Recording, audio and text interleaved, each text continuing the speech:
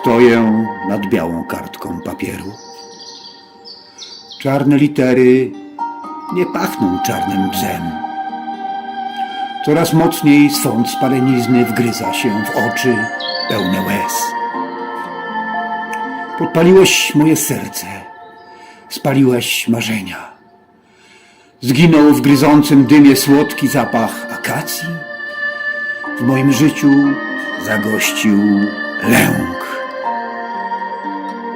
Dopalają się na kartce nasze wspólne plany.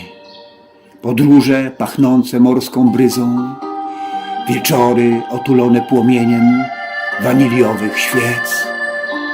Ulotniła się woń twoich perfum. Już nigdy więcej zniewalający zapach cedru, piżma i grejpfruta nie zamknie mnie czule w swoich ramionach.